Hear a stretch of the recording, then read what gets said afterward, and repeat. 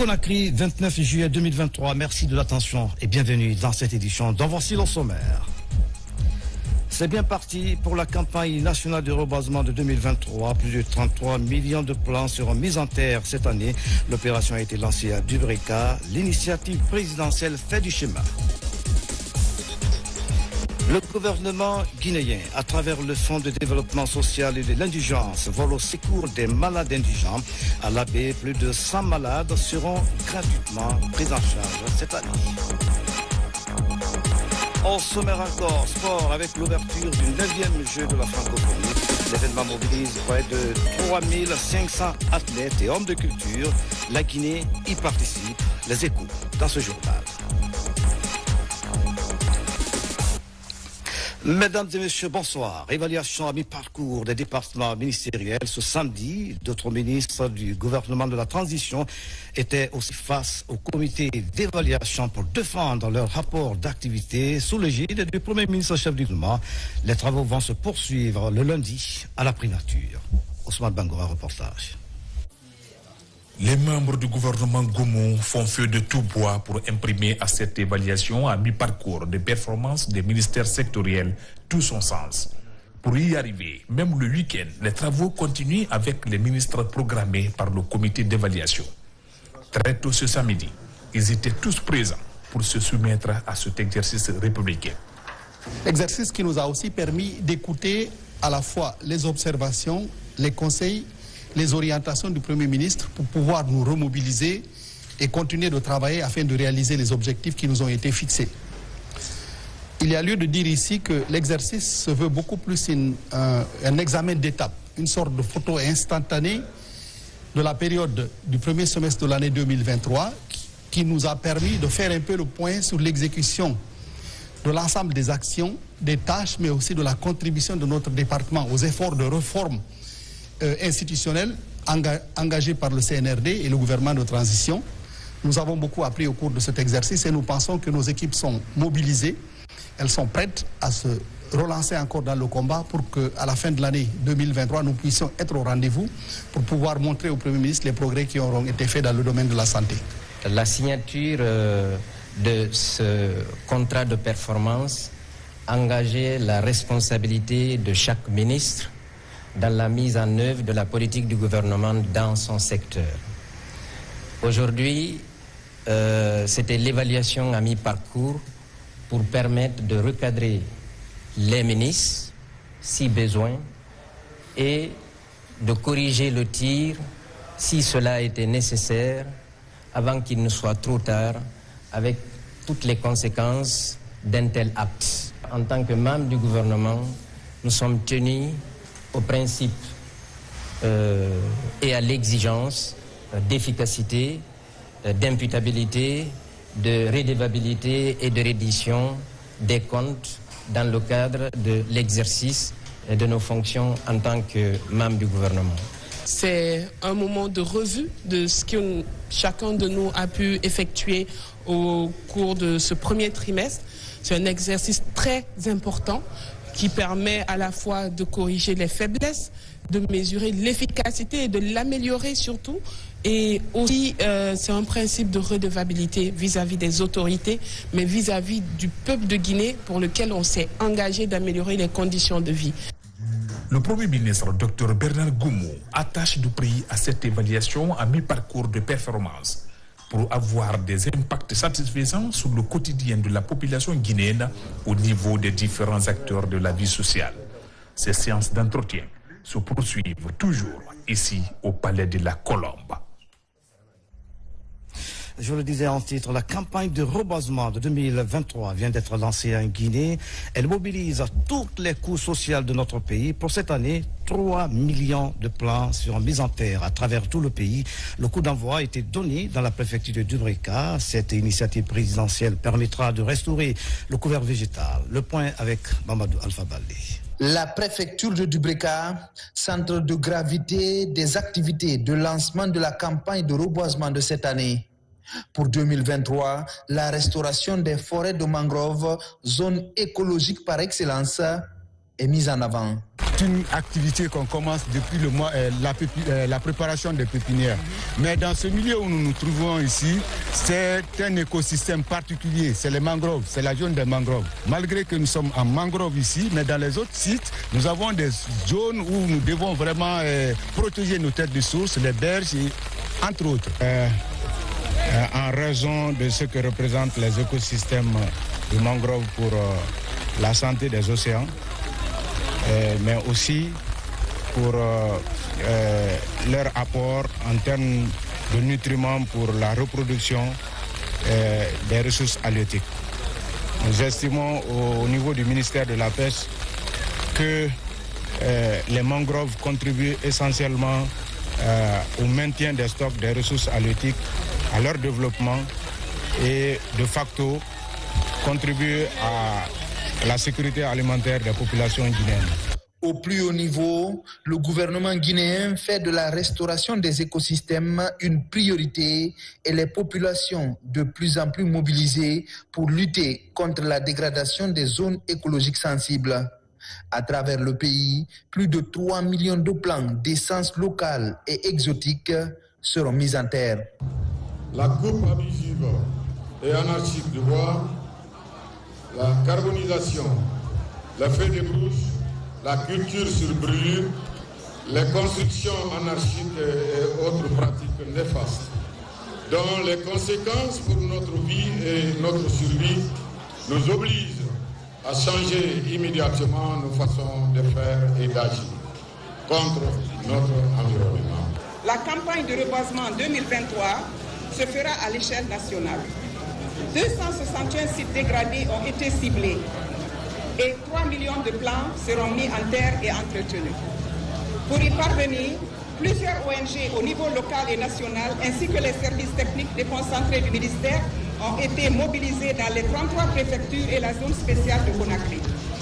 Les capacités opérationnelles de tous ces acteurs seront renforcées pour le suivi, l'entretien et la protection des sites réhabilités. Dans la dynamique du slogan « Protéger et planter plus », le suivi, l'entretien et la protection des sites restaurés l'année dernière sont partie intégrante de la campagne de reboisement 2023. Voilà, 3 millions de plants seront mis en terre cette année. La précision est donnée par notre reporter Mamadou Alpha Baldi. Dans la savane guinéenne, les acteurs de la filière du beurre de karité disposent désormais d'un nouveau bureau. Il est dirigé par Madame Bintou Sagno. Son engagement est de renforcer la cohésion entre producteurs et transformateurs. L'ambition affichée par le ministère du Commerce à travers l'AGIPEX est de valoriser nos produits d'exportation sur le marché mondial. RCG Cancan, Toumani Sera Diallo, Yamokaba. En Afrique de l'Ouest, la Guinée est l'un des pays producteurs de la noix de karité. Dans les grands bassins de production, la fabrication du beurre de karité est un savoir-faire très ancien. La vie de certaines femmes a changé, mais la filière reste encore peu profitable pour les acteurs. Le manque d'organisation à la base freine l'évolution de ce produit phare. Cancan abrite un rendez-vous national pour structurer cette filière rentable. C'est le couronnement d'un long processus que nous avons commencé depuis janvier 2022. D'abord par la sensibilisation des acteurs évoluant dans la filière, par la mise en place des bureaux régionaux, la mise en place des associations professionnelles. Aujourd'hui, nous sommes à la fin, c'est-à-dire la mise en place du bureau national d'interprofession de la filière karité. Le bureau de l'interprofession des acteurs de la filière karité voit finalement jour. À sa tête, Bintou Sagno, une passionnée du secteur. La reconquête du marché mondial, sa feuille de route pour changer le destin de sa corporation. C'est de réunir tous les paillons, que ce soit les transformateurs et les producteurs, les mettre ensemble pour qu'on puisse parler de qualité de Guinée, pour qu'on puisse parler ça au niveau national et international. Il ne faut pas qu'on aille en rang dispersé. Parce que qui parle de moyens de transformation et moyens de production, si nous nous associons, c'est l'union qui fait la force, on va parler au niveau national et au niveau international. L'importance de mettre en place cette association nationale qui va promouvoir la qualité et qui va justement être très représentatif de notre pays au niveau justement de la ZLECAF pour défendre notre pays et attirer plus d'investissements dans le secteur. La mise en place de l'interprofession des acteurs de la filière est l'une des réformes du ministère du Commerce. La vision de l'Agence guinéenne de promotion des exportations, AGIPEX, demeure la certification, à savoir renforcer les normes de qualité dans la filière. L'Alliance globale de qualité accompagne le processus pour revaloriser ce précieux produit, très convoité par les industriels alimentaires, pharmaceutiques et cosmétiques. Ici à Conakry, le CNT, par le biais de sa commission défense et sécurité, est en mission de contrôle sur le terrain. Cette première sortie concerne le ministère de la Défense nationale et celui de la sécurité. C'est dans le cadre de sa mission régalienne de contrôle de missions gouvernementales. Cindy Robertson, reportage. C'est le ministère de la Sécurité et de la Protection civile qui a constitué la première étape de cette mission parlementaire. Avec les cadres de ce département, la situation sécuritaire du pays est largement abordée. Au cours des échanges, les conseillers nationaux ont appelé les services de sécurité à plus de vigilance dans le cadre de la protection des populations et de leurs biens. On vient, on prend contact. Est-ce que les mesures qui doivent être prises pour que nos citoyens, nos concitoyens soient en sécurité, est-ce que ces mesures-là sont prises comme ça se doit? Et s'il y a des défis à relever quelque part, qu'ils annoncent ça et on fait remonter à qui de droit pour que les dispositions idoines soient prises. Il y a assez de réformes structurelles qui ont été engagées dans ce département.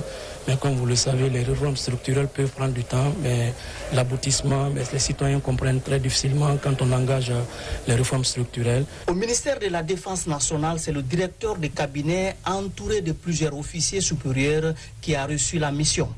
Ici, les conseillers nationaux sont venus s'enquérir du contexte sécuritaire du pays. Notre mission, c'est la défense de l'intégrité territoriale, c'est la contribution au développement et c'est la participation aux missions de paix dans la sous-région. Donc nous sommes très conscients de cette mission. Ils avaient des préoccupations par rapport à ça. Nous les avons fait comprendre que nous sommes conscients de notre mission et nous les avons souligné ce qui constitue des défis pour nous et d'être nos interlocuteurs auprès de CNT en vue de nous aider à trouver des solutions là où nous n'en avons pas. Dans son rôle régalien de contrôle de l'action gouvernementale, le CNT, à travers sa commission défense et sécurité, projette plusieurs autres missions sur le terrain. Objectif, toucher du doigt les réalités.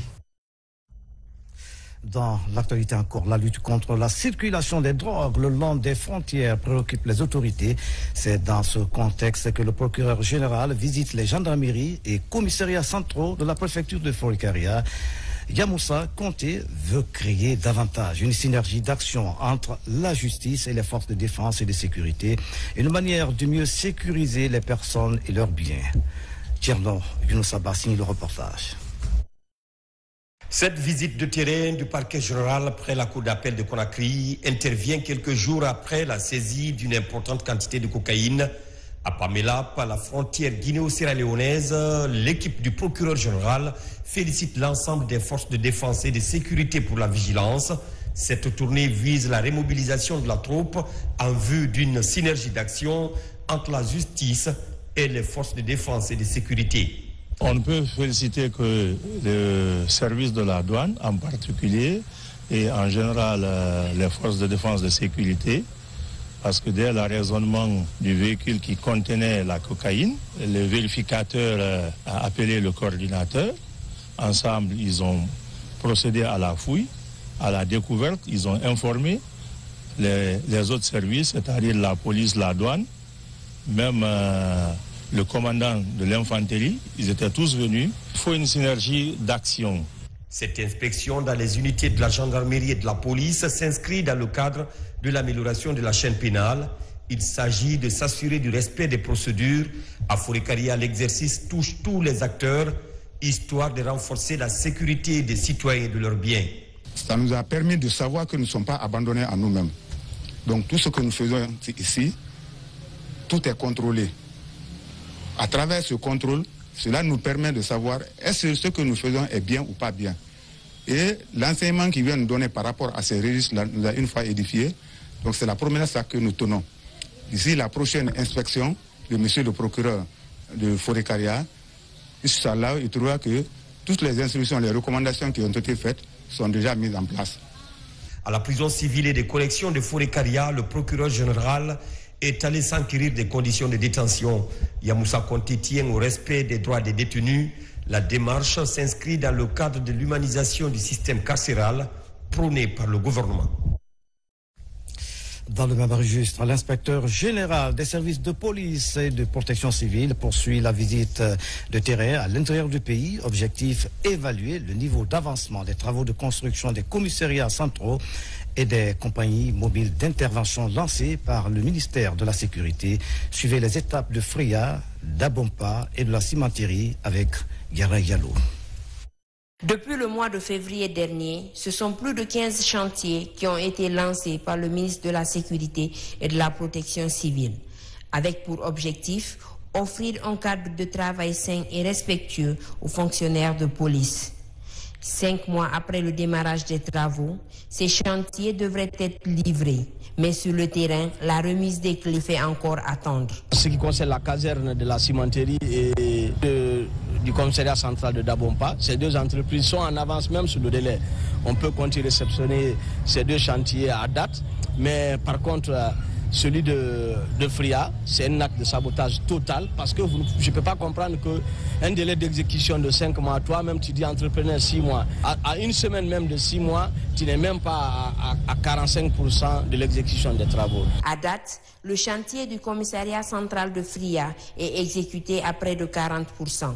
La CMIS de la cimenterie, elle est à 63%, un peu plus que le commissariat central de Dabompa, qui est à 60%. Nous avons commencé ce travail à partir du mois de juin, le 15 juin, après la pause de la Première Guerre. Nous avons un contrat de 6 mois. Nous comptons respecter ce délai et à la satisfaction de la police nationale. Nous comptons rendre ce chantier pour les gros œuvres pour un délai de 2 mois. Les travaux d'aménagement qui vont suivre, ça ne prendra que 3 semaines. L'inspecteur général promet de veiller périodiquement sur ces chantiers pour s'assurer de leur évolution, mais surtout pour leur livraison le plus tôt possible.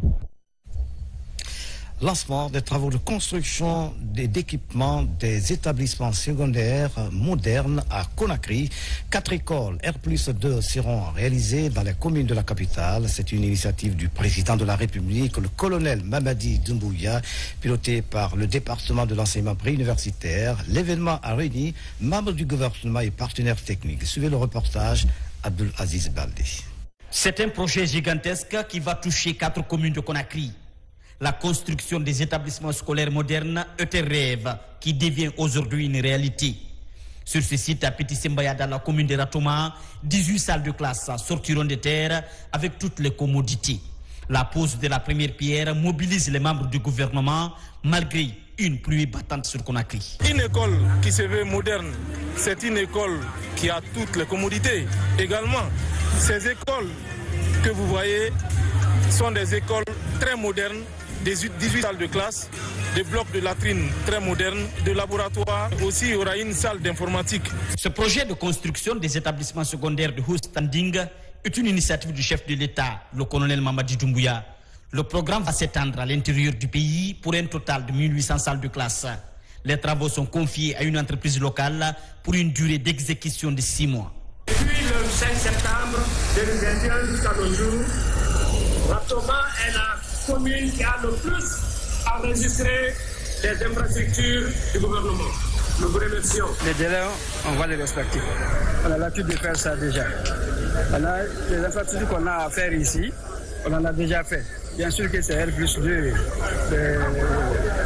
en salle de classe. Ça, c'est déjà fait. On a déjà l'expertise de ça. Garantir l'accès à une éducation de qualité en Guinée reste la principale préoccupation des autorités éducatives. Pour y arriver, la formation est nécessaire, mais la construction et l'équipement des établissements sont indispensables et l'architecture Bari Gawadou retient les esprits. Nous avons constaté qu'il y avait plus de 1080 écoles hangars quand nous avons fait le tour. Près de 34 000 manques d'argent. Nous nous sommes dit que c'était urgent d'agir. Alors ce que vous voyez aujourd'hui, C'est cette réponse que nous sommes en train de faire. Après le constat, nous avons lancé une campagne de rénovation de plus de 546 sas de classe sur toute l'étendue du territoire. Voilà pourquoi les statistiques selon lesquelles on avait 1080 écoles hangars, ces statistiques ne sont pas plus vraies à date. Cette volonté présidentielle est pilotée par le ministère de l'enseignement préuniversitaire, exécutée par le SNIES. Dans les jours à venir, une délégation du département est attendue dans les autres préfectures pour la pose de la première pierre de plusieurs écoles modernes. L'autre image de l'actualité nationale, le ministère du Travail et de la fonction publique à travers le service de la médecine du travail prépare un projet de texte relatif aux mesures d'hygiène, santé et sécurité sur les lieux de travail en Guinée. C'est pour faire face à la précarité dont fait l'objet certains travailleurs dû à l'absence de la loi en la matière. Ce projet est appuyé par les partenaires sociaux. Amadou Touré. Ils sont nombreux des ouvriers et manœuvres victimes des cas d'accidents de travail sur les chantiers de construction et autres lieux de travail par faute de mise en place des mesures de santé et sécurité. Pour y remédier et créer des meilleures conditions de travail à ces acteurs, le ministère du Travail et de la fonction publique, à travers le service national de santé et sécurité, prépare un projet de texte relatif aux mesures d'hygiène, santé et sécurité sur les lieux de travail. En République de Guinée. Ce qu'il faut retenir, c'est un document qui n'existait pas. Le pays ne disposait pas de texte d'application relatif à la mise en place de textes fixant les mesures d'hygiène de sécurité et santé au travail. C'est la première fois que le pays puisse en disposer et je pense qu'il faut s'en féliciter. Nous allons définir les substances ou en tout cas les valeurs des substances auxquelles les travailleurs doivent ou pourront être exposés en milieu de travail. Vous n'êtes pas sans savoir, par exemple, dans le domaine de la construction. Depuis des années, on parle de la substance qu'on appelle l'amiante. Mais dans notre pays, est-ce que l'amiante est interdite en milieu de travail, surtout pour ceux qui sont dans la construction? Donc, c'est autant de dispositions, autant de dispositifs que contenus dans ce texte-là qui est proposé aux différentes parties pour qu'on puisse doter notre pays de ce dispositif qui est important dans la promotion de la sécurité et santé au travail. Ce document juridique de 33 pages vient combler un vide institutionnel et va permettre considérablement à améliorer le traitement des travailleurs. Des années, nous nous sommes toujours fiés à la Convention 187 et aux normes des autres pays aux alentours. Et donc aujourd'hui, je crois qu'il y a cette nécessité que la Guinée mette en place un code qui réponde à nos réalités. Ce projet s'inscrit dans la politique nationale de sécurité et santé au travail du pays. Sa validation va permettre de prévenir et prendre en charge les accidents et maladies professionnelles, de surveiller et protéger l'environnement des travailleurs de tous les secteurs. Je vous le disais en titre, au total, 111 malades indigents déclarés éligibles dans la région de l'Abbé vont bénéficier de la prise en charge sanitaire du Fonds de développement social et de l'indigence grâce à l'appui de l'État guinéen. Ces malades vont suivre le traitement adéquat jusqu'à la guérison. L'action est encouragée. Sarfine Diallo, Sona Sanyo. C'est devenu une tradition à la direction du Fonds de développement et de l'indigence d'assurer la prise en charge sanitaire gratuite des personnes vulnérables.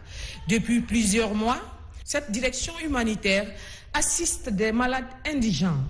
Ici, dans la région de l'Abbé, 111 personnes reçoivent leur titre de prise en charge sanitaire gratuite pour bénéficier des soins médicaux adéquats en vue de recouvrer leur santé.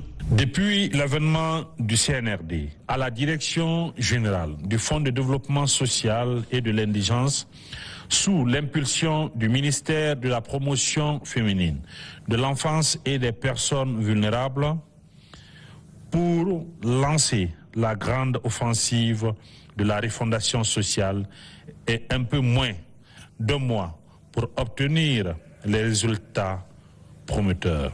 Nous reconnaissons les efforts qu'ils ont consentis pour la population vulnérable de la Guinée en général et de la moyenne Guinée en particulier. Nous sommes et nous resterons reconnaissants à leur égard et nous leur souhaitons plein succès dans leur action.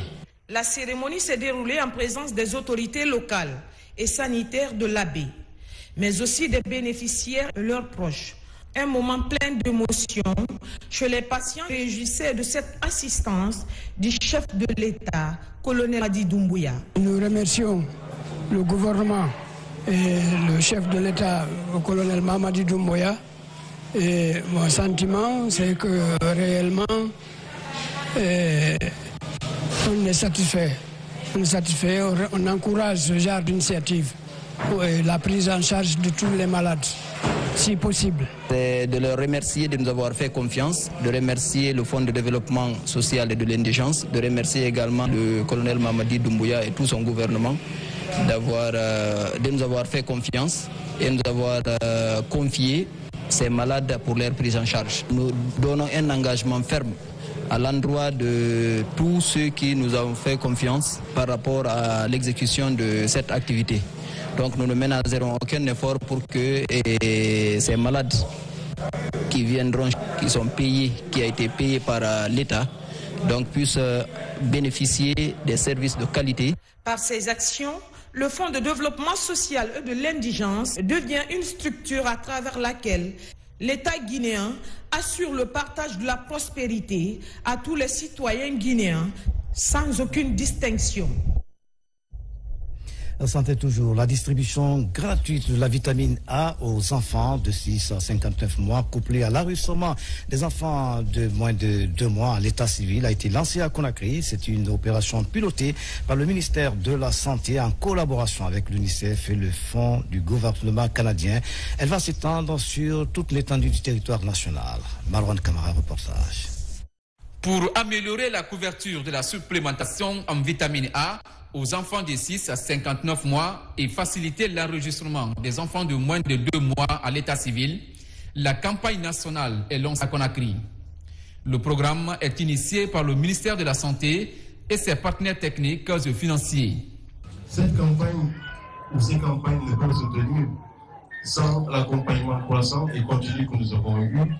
Et je me permettrai cette fois-ci de citer nommément Hélène Keller International Child Fund, et cela aussi à travers l'UNICEF, pour accompagner le pays afin que ces intrants-là soient distribués de façon gratuite et de façon aussi efficace.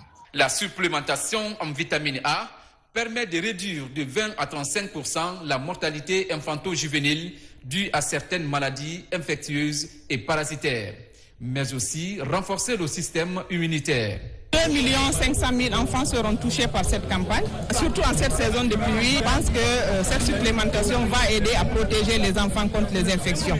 Ceci permet de réduire significativement les maladies tueuses comme la diarrhée, le paludisme et les infections respiratoires qui sont très dangereuses pour l'enfant.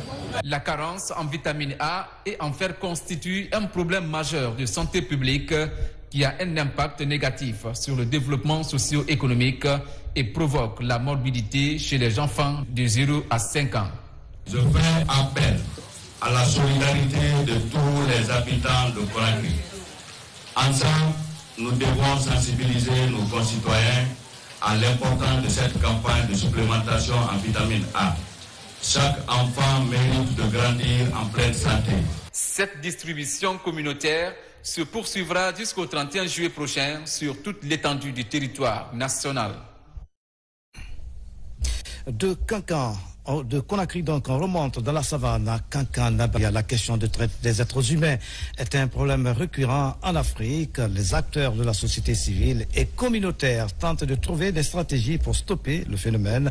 L'un des objectifs de cette formation est d'impliquer les acteurs locaux dans la lutte contre cette pratique. RCG Kankan, Fodi Bangali Fofana. Dans notre pays, la traite des êtres humains est un problème récurrent depuis de nombreuses années.